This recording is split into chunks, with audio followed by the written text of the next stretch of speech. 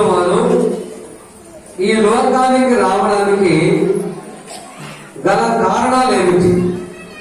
లోకా సువార్త 2వ అధ్యాయము 8వ వచనం నుండి చదువుదాం. యేసు క్రీస్తు ప్రభువు ఎందుకు వచ్చారో, ఎవరి కోసం వచ్చారో మనం చదువుకున్న లేఖన భాగంలో ఉంది. కొంతమంది గొర్రెల కాపర్లంతా రాత్రి సమయాల్లో వారి మందలను కాచుకొని ఉన్న సమయంలో దేవుని దూత వారి ఎందుకు వచ్చి ప్రత్యక్షమై వారికి ఒక సంగతి చెప్పడానికి సిద్ధంగా ఉంది. వాళ్ళందరూ భయపడిపోయారు. ఏమిటో ఈ వెలుతురేంటో, ఈ కాంతి ఏమిటో, ఇది గోతమా దయ్యమా దేవుడా ఏమిటో తెలియని పరిస్థితి. ఎందుకంటే గతంలో ఎప్పుడు కూడా దూతలు ప్రత్యక్షం అవడం అనేది చూడలేదు, ప్రత్యక్షం అవడం చూడలా. అందుకనే ప్రియ సంగమా, వాళ్ళు చాలా భయపడుతున్న తరుణంలో దూత చెప్తా ఉన్న ఒక మాట, భయపడకొని ఇదిగో ప్రజలందరికీ కలగబోను. హల్లెలూయా. అక్కడ ఆగాలి మనం. అక్కడే ఒక మాట ఉన్న బలమైన మాట. యేసు ప్రభువును ఎవరికి చెందిన దేవుడు? యేసు ప్రభువును బైబిల్ అంతటిలో నేను పరిశుద్ధ గ్రంథాన్ని ఇంచుమించుగా 5 సార్లు పూర్తి చేసి మధ్య మధ్యలో కాకుండా, మధ్య మధ్యలో పుస్తకాలు చదువుతాను. నేను రైటర్ను కాబట్టి ఆ అవసరాన్ని బట్టి చదువుతూ ఉంటాను ఎక్కువ. తర్వాత ప్రకటన గ్రంథం వరకు చదివాను. ఇప్పుడు 6వసారి మొదలు పెట్టాను. ఎక్కడ కూడా యేసు ప్రభు ఫలానా వారికి చెందిన దేవుడు అనే మాట వ్రాయబడలేదు. హల్లెలూయా. కావాలంటే మీరు చదువుకోవచ్చు. నేను బైబిల్ మీకు పూర్తిగా ఉచితంగా ఇస్తాను. యేసు ప్రభు ఎవరికి చెందిన దేవుడు? దూత చెప్తా ఉంది, ఇదిగో ప్రజలందరికీ. ఆ ప్రజల్లో నువ్వు కూడా ఉన్నావుగా, ఆ ప్రజల్లో నేను కూడా ఉన్నాను కదా. కాబట్టి యేసు ప్రభు ఒక వర్గానికి చెందిన దేవుడు కాదు. యేసు ప్రభు ఒక కులానికి చెందిన దేవుడు కాదు. యేసు ప్రభు ఒక దేశానికి చెందిన దేవుడు కాదు. మీరు అనుకోవచ్చు, ఈ రోజుల్లో చాలా మంది కాస్త పురుషుతో చదువుకొని విడివిడి జ్ఞానంతో మాట్లాడుతున్నటువంటి వారికి నేను సమాధానం చెప్తున్నాను. యేసు క్రీస్తు ప్రభువు భూమధ్య రేఖ మధ్యలో పుట్టాడు. ఇశ్రాయేల్ దేశం భూమధ్య రేఖలో ఉన్నది, మధ్య భాగంలో ఉంది. మీరు గ్లోబ్ తీసుకొని చూసుకోవచ్చు. నేను దాన్ని చదివినప్పుడు విన్నప్పుడు నిజమో కాదో కూడా నేను పరీక్ష చేసే చెప్తున్నాను. నేను ఏది కూడా నోటుకు వచ్చిందో ఆశామాషిగా అసలు చెప్పను. ఎందుకంటే యూట్యూబ్ లో చాలా మంది ఉంటారు కాబట్టి ఒట్టి చెప్పడం అనేది వీలు కాదు. హల్లెలూయా. కాబట్టి భూమికి మధ్యలో యేసు పుట్టాడంటే అర్థం ఏంటంటే, నేను ఈ భూమిలో ఉన్న వాళ్ళందరికీ దేవుణ్ణి అని గట్టిగా చెప్పడం అంటారు. యేసు క్రీస్తు అందరికీ దేవుడు. ఆయన ఎవరికో చెందిన దేవుడు కాదు. ఎవరైనా దాన్ని నిరూపించగలరా? ఎవరు నిరూపించలేరు. దానికి ఏ విధమైన సాక్ష్యాధారాలు లేవు. కనుక దూత చెప్తా ఉంది, గొర్రెల కాపర్లు ఎందుకు వచ్చి, ఇదిగో ప్రజలందరికీ కలగబోము మహా సంతోషకరమైన సువర్తమానం. నేను మీకు తెలియజేయడానికి వచ్చాను. ఎందుకంటే మీరు లోకానికి తెలియజేయాలి కాబట్టి, మీరు లోకంలోకి వెళ్ళిపోవాలి. నా యేసు ప్రభు గురించిన సమాచారం చెప్పాలి. అందుకే నేను మిమ్మల్ని ఎదుర్కొంటున్నాను.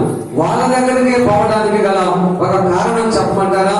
1వ కొరింథీ పత్రికలో ఒక మాట రాయబడి ఉంది పరిశుద్ధ గ్రంథంలో నుంచి. అందులో 1వ కొరింథీ పత్రికలోకి రండి. 1వ అధ్యాయము 25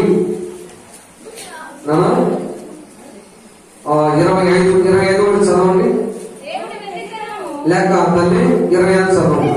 చదువులో బలహీనులు, బలములో బలహీనులు, ఆర్థికంగా బలహీనులు, అన్ని విషయాల్లో బలహీనులు కాబట్టి బలహీనుల దగ్గరికి యేసు ప్రభు వెళ్ళాడు. హల్లెలూయా. యేసు ప్రభు ప్రేమ చూడండి. ఈ రోజుల్లో నీవు బలహీనంగా ఉన్నావా? వ్యాధ రూపంలో గాని, లేకపోతే ఆర్థికంగా గాని, లేక కుటుంబ పరంగా గాని దేవుడు నిన్నే బలపరచడానికి వచ్చాడు. హల్లెలూయా. యెషయా గ్రంథంలో ఒక మాట ఉంటది, వారిలో ఒంటరైన వారు 1000 మంది ఎగలు బలవంతులను సిగ్గుపరిచినకు దేవుడు బలిగిరులైన వారిని ఏర్పాటు చేసుకునేను. హల్లెలూయా. ఆ మాట దేవుని దూత గొర్రెల కాపర్లతో చెప్పడం ప్రారంభించి ఒక మాట అంటుంది. ఏమంటుందంటే, ఇదిగో ప్రజలందరికీ కలగబోవు మహా సంతోషకరమైన వార్త. చాలండి, యేసు ప్రభు ఎందుకు వచ్చాడో అక్కడ మొదటి కారణం ఉంది. ఏమిటంటే లోకానికి సంతోషాన్ని కలిగించడానికి వచ్చాడు యేసయ్య. హల్లెలూయా. చెప్పండి నెంబర్ 1. అమ్మా అక్కలరా పెద్దలందరూ వింటున్నారు, చెప్పండి ఎందుకు వచ్చాడు యేసయ్య? ముందు లోకమునకు సంతోషాన్ని కలిగించడానికి వచ్చాడు. నిజంగా సంతోషం కోసం సినిమాలు చూస్తున్నావు, నవ్వినప్పుడు నవ్వుతావు, ఏడ్చినప్పుడు ఏడుస్తావు, ఇంటికి వస్తావు ఏముండదు. దేవుడు ఇంటర్మీడియట్ చదివేటప్పుడు నాకు కూడా హ్యాపీనెస్ ఉండేది కాదు, సంతోషం ఉండేది కాదు. ఏదో నేను పోగొట్టుకున్నది ఎప్పటికీ నాకు దొరకదు అనేది క్లారిటీ. కనుక నేను ఎవరి కోసం బ్రతకాలో, ఎందుకోసం బ్రతకాలో, దేవుడు ఉన్నాడో లేదో తెలియదు, అసలేం అర్థం కాని అయోమయం. అందరు నిద్రపోతే నేను రాత్రంతా నిద్రపోను, అందరు నవ్వుతా హ్యాపీగా ఆటాడుకుంటా ఉంటే నేను పక్క కూర్చొని దిగులుగా ఉంటాను. ఆమె యేసు ప్రభు నా హృదయంలోకి వచ్చినాక చెప్పగలవి కాని సంతోషాన్ని నేను అనుభవిస్తున్నాను కాబట్టి సంతోషంగానే వాక్యం చెప్తాను. నా తొంద వాళ్ళని ఎప్పుడు హ్యాపీగా ఉంచాలని చూస్తాను. హల్లెలూయా. ఎందుకంటే అది నాకు లేదు కాబట్టి. అంటే దేవుని వాక్కుని హృదయంలోకి వచ్చినప్పుడు, దేవుని వాక్యాలను చదివినప్పుడు, దేవుని చిత్తములోకి వచ్చినప్పుడు ఆ సంతోషాన్ని నీవు అనుభవిస్తావు. అందుకే దేవుడు చెప్పాడు, ఇదిగో ప్రజలందరికీ కలగబోవు సంతోషకరమైన వార్త. ఒకసారి అంట ఈ మాట చెప్పి 2వ పాయింట్లోకి వెళ్తాను. ఒకసారి ఒక డాక్టర్ గారి దగ్గరికి ఒక పొడవాట ఒక అతను వచ్చాడంట. బాగా ఎత్తలు, చాలా బలంగా ఉన్నాడు, మంచి ఫిజిక్.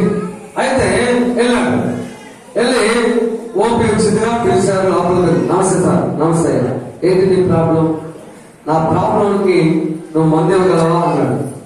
నేను ఉన్నది అందుకే కదా డాక్టర్ని, నీకేం కావాలని చెప్పు అన్నాడు ఆయన. నాకు సంతోషం లేదండి హృదయంలో, టాబ్లెట్లు ఇస్తావా అన్నాడు ఆయన. ఏమన్నాడు? అదే చెప్పు, నవ్వుకింటిగా. నాకు సంతోషంగా లేదు, టాబ్లెట్లు దొరుకుతాయా అని అన్నాడంట. అప్పుడు ఆయన అన్నాడంట, నాకు మైండ్ పోయిందా, నీకు మైండ్ పోయిందా? ఇది జనానికి మాత్రలు ఇస్తాను, కడుపుల నొప్పికి మాత్రలు ఇస్తాను, ఏదన్నా ఎక్స్ట్రా కొవ్వుంటే కట్ చేస్తాను తప్ప నేను అలా చేయటం అనేది వీలు కాదయ్యా. రైట్, నాకు ఒక ఐడియా వచ్చింది అన్నాడు డాక్టర్. ఏమిటి ఐడియా చెప్పండి అంటే, ఇదిగో ఇదే టౌన్ లో సర్కస్ జరుగుతా ఉన్నాయి. ఆ సర్కస్ లో ఒక 10 రూపాయల టికెట్ కొనుక్కొని పర్ఫ్యూమ్ అనేటువంటి ఒక బ్లాక్ ఉన్నది ఒక రూమ్, ఆ రూమ్ లోకి వెళ్ళాం. వెళ్తే అక్కడ పర్ఫ్యూమ్ అనే ఒక మనిషి ఉంటాడు లోపల. అతను చేసే చేష్టలకి, అతని నాలుగు బయట పెట్టడం, కళ్ళు పెద్దగా చేయడం, అతను చేసే ఆ క్రియ అన్నిటికీ నీకు కడుపు నిండా వచ్చింది హ్యాపీగా, కాబట్టి అక్కడికి వెళ్ళు అన్నాడంట. అప్పుడు అన్నాడంటే, ఒక్క నిమిషం అని ఆ సర్కస్ లో ఉన్న బఫూన్ని నేనే సార్ అన్నాడంట. హల్లెలూయా. ఆ సర్కస్ లో ఉన్న బఫూన్ నేనే అంటే నేను అందరినీ సంతోష పెడతాను కానీ నాకైతే సంతోషం లేదండి. నా ముక్కు చూస్తే, నా మూర్తి చూస్తే, నేను నడవడం చూస్తే, నా యాక్షన్ చూస్తే అందరు నవ్వుతారు, కానీ నాకైతే సంతోషం లేదు. దీనికి ఒకే ఒక మార్గం, లోక రక్షకుడు మీ వరకు పుట్టి ఉన్నాడు. హల్లెలూయా. సంతోషాన్ని ఇవ్వడానికి అక్కడే క్రింద భాగంలో కొందాం. అక్కడే దూతలు పరలోకానికి వెళ్లే ముందుగా ఏం చెప్పారు ఒకసారి చూడండి. వెంటనే పరలోక సైన్య సమూహము ఆ దూతతో కూడా ఉండి సర్వోన్నతమైన స్థలములలో దేవునికి మహిమను ఆయనకి ఇష్టమైన మనుషులకు భూమి మీద ఇష్టమైన వారికి భూమి మీద సమాధానం. ఈ సమాధానం అనేది, సంతోషం అనేది రెండు కూడా పాలల్లో నీళ్లు కలిసినట్టుగా, నీళ్లలో పాలు కలిసినట్టుగా కలిసే ఉంటాయి. సంతోషం ఉన్న వ్యక్తిలో సమాధానం లేకపోవచ్చు, కానీ సమాధానం ఉన్న వ్యక్తిలో సంతోషం తప్పనిసరిగా ఉంటుంది. హల్లెలూయా. ఈ సంతోషం కోసం చాలా మంది మిమిక్రీ ఆర్టిస్టులుగా మారుతున్నారు, మిమిక్రీ చూడటానికి ఇష్టపడుతున్నారు, సినిమాలో జోక్స్ చూస్తాం, విడిగా జోక్స్ చూస్తాం.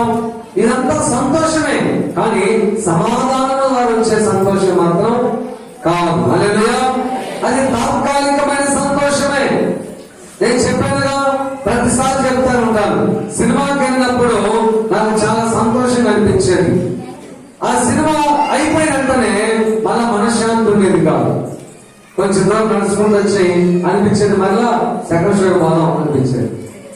నేను నమ్ముతారో ఎంతగా పాడయ్యాడే మీరు అనుకుంటారేమో, కానీ రోజుకు 4 సినిమాలు చూశాను. సంతోషంగా సమాధానం రాల. అంతేకాదు నర్సఘాట్లో ఉన్న ఏ సినిమా హాల్లో ఏ సినిమా కూడా ఆడకూడదని చూసా. దానికి కారణం ఏంటంటే సినిమా పిచ్చి కాదు, కానీ సంతోషం కోసమే. హల్లెలూయా. సినిమా పిచ్చి అంటే మీరు అతిశయంగా వీడు చాలా డబ్బ పట్టుకుంటున్నాడు అనుకుంటారేమో, కానీ అసలు సినీ ఫీలింగే నాకు అవకాశం వచ్చింది, అది మీకు కూడా తెలుసు. కానీ అది తర్వాత నాకు అసలు ఇంట్రెస్ట్ లేదు. మొన్న కూడా ఫోన్ చేశారు, మీకు చెప్తానున్నా కానీ నాకు దాని ద్వారా సంతోషం కలగలేదు. యేసు క్రీస్తు ప్రభుల వారు నా హృదయంలోకి వచ్చిన తర్వాత సంతోషం. అయితే ఆ సంతోషం సమాధానంతో కూడా ఉన్న సంతోషం. హల్లెలూయా. సమాధానం అనేది peace of mind, peace of heart. హృదయంలో ప్రశాంతతలో నుండి, హృదయంలో ఏ విధమైనటువంటి లోపం లేకుండా, ఏ విధమైన గ్యాప్ లేకుండా. గ్యాప్ అంటే ఖాళీ, ఏదో శూన్యత, ఎవరి కోసమో దేనికోసమో ఒక శూన్యత ఉన్నప్పుడు సమాధానం నీకు దూరం అయిపోయింది. ఈ సమాధానం ఎలాంటిదంటే, ఒక పెద్ద చెప్పండి, ఒక పెద్ద డేక్ష మీద మూతేస్తే ఎలాగైతే ఆగిపోతుందో ఖాళీని పూర్తి చేసేదే సమాధానం. ఎప్పుడైతే నీ హృదయంలోకి వస్తాడో సమాధానం కూడా నీకు దొరుకుతుంది. హల్లెలూయా. ఈ సమాధానం ఉంటే నీకు ఎలా ఉంటుందో 1-2 మాటలు చెప్తాను నేను. డబ్బున్నా ఒకే రీతిగా ఉంటావు, డబ్బు లేకపోయినా ఒకే రీతిగా ఉంటావు. అందరూ ఉన్నా ఒకే రీతిగా ఉంటావు, అందరూ లేకపోయినా ఒకే రీతిగా ఉంటావు. హల్లెలూయా. ఒకే రీతిగా ఉంటావు. కీర్తన గ్రంథంలో ఒక మాట రాయబడి ఉంటుంది, నీతిమంతులు కదలక నిత్యము నిలుచు కొండెప్పుడన్నా కదిలిందా?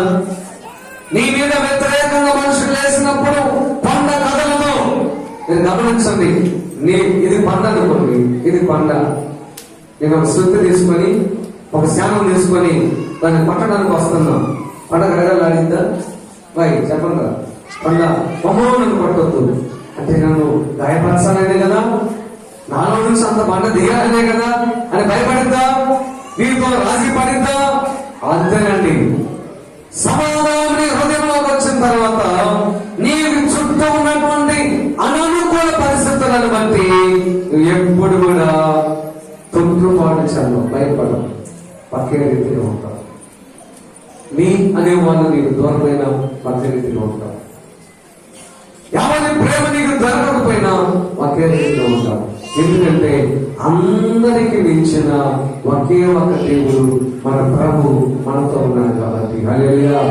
అందుకిన్నాక నీవు నా తోడు ఉన్నావయ్యా. ఆయన మనతో ఉంటే నీకు అన్ని ఉన్నట్టే కదండి, అన్ని ఉన్నట్టే కదా. కాబట్టి యేసు ఉంటే అన్ని ఉంటాయి. యేసు ఉంటే సంతోషం, యేసు ఉంటే సమాధానం, యేసు ఉంటే అన్ని ఉంటాయి. హల్లెలూయా. తర్వాత యేసు ప్రభు ఎందుకు ఈ లోకానికి వచ్చాడో నేను 5 విషయాలు చెప్తానన్నా. నెంబర్ 1 చెప్పండి, సంతోషం ఇవ్వడానికి. నెంబర్ 2 సమాధానం ఇవ్వడానికి. తర్వాత 3వ విషయాన్ని అక్కడే మనం జ్ఞాపకం చేసుకుంటే, యేసు ప్రభు మత్తయి రాసిన సువార్త 1వ అధ్యాయంలోకి వద్దాం. మేము 22వ వచనం చదువుతాం. హల్లెలూయా. యేసు ప్రభు ఎందుకు ఈ లోకానికి వచ్చాడంటే చెప్పాలి, నీకు నాకు మనకి తోడు ఉండడానికి. హల్లెలూయా. యేసు ప్రభు ఎందుకు వచ్చాడంటే మూడోది మనందరికీ తోడు ఉండడానికి. ఇది చాలా చాలా ముఖ్యమైనది. గమనించండి, ఈ లోకంలో ఒక మనిషి వ్యధకు బాధకు ఎక్కువగా గురయ్యేది ఒకే ఒక కారణం. ఏమిటంటే ఒంటరి లైఫ్. చెప్పండి, లోన్లీ లైఫ్, ఒంటరి లైఫ్. దేనినైనా తట్టుకోగలం, ఒంటరితనాన్ని తట్టుకోలేం. చాలా మంది చెప్తా ఉంటారు, అన్నయ్య నా భర్త నన్ను వదిలేశాడు.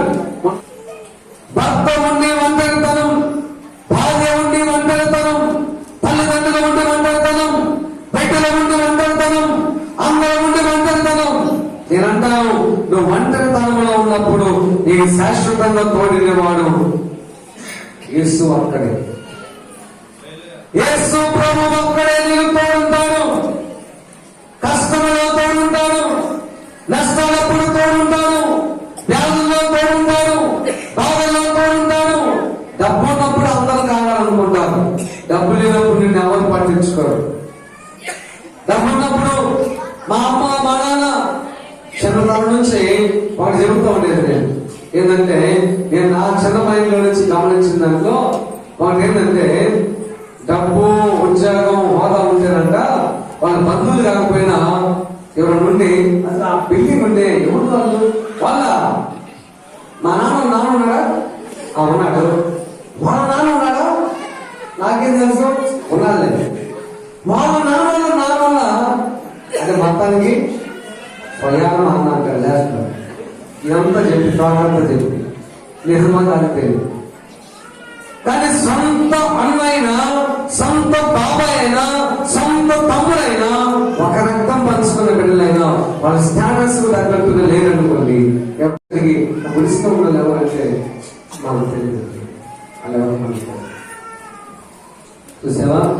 తోడులండి మనుషులు చూసేది చెప్పండి, రంగు, డబ్బు, హోదా, ఇంకా అంతే.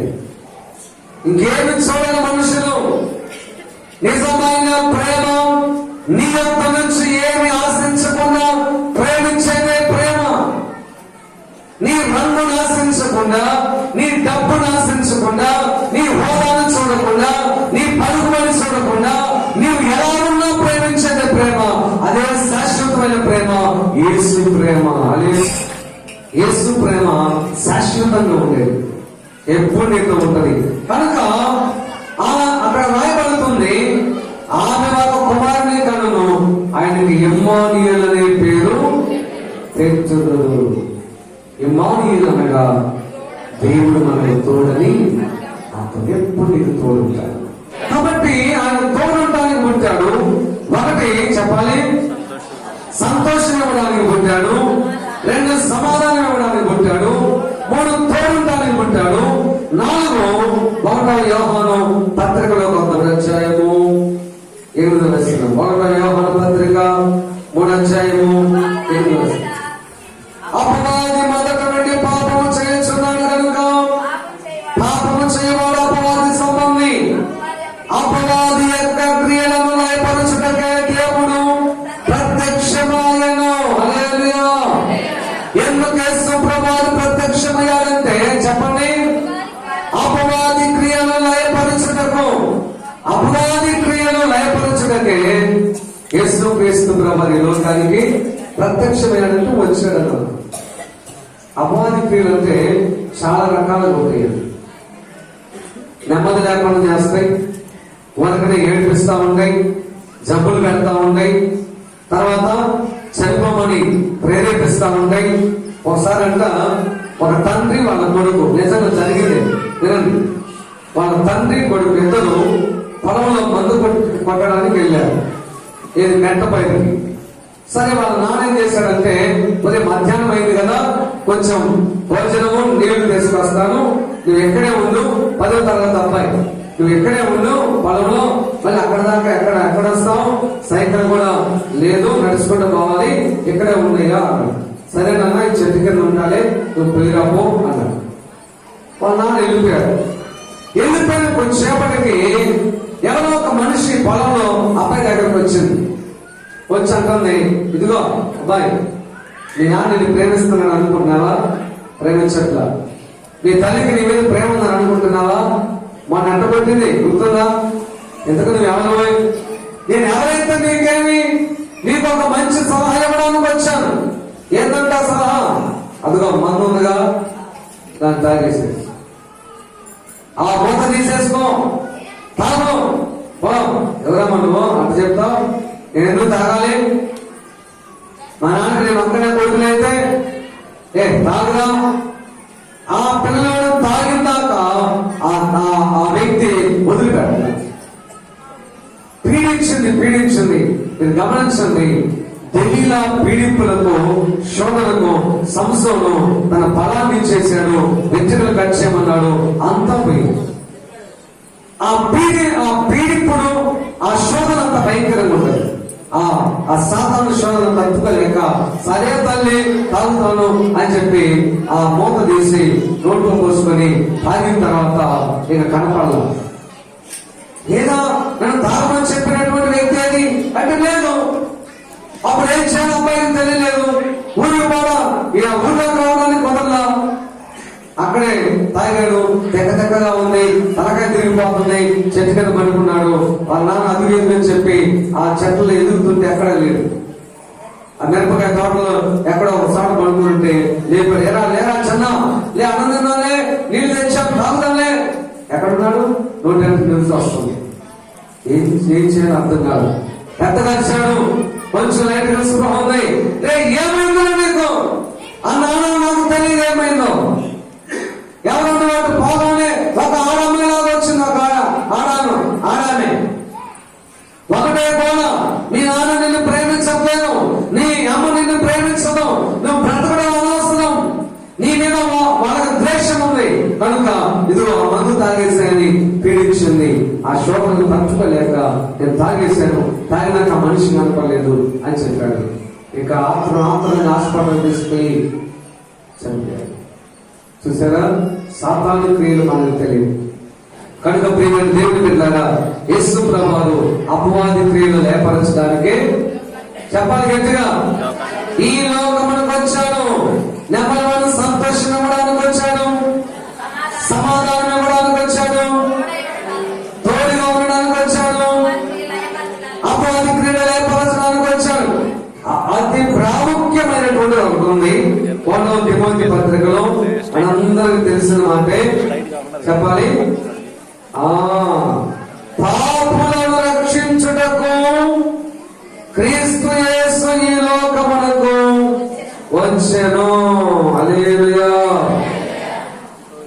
పాపిగానే జీవింతువా,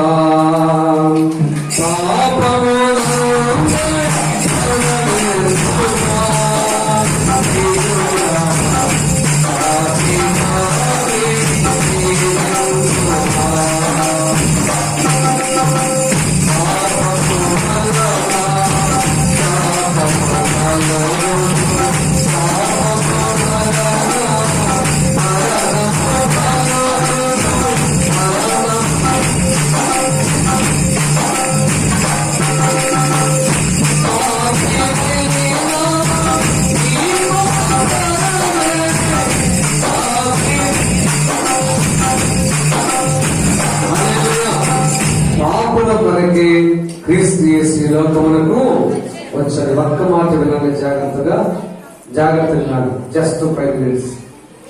ఈ లోకములో నీతిమంతులు ఎవ్వరు లేరు.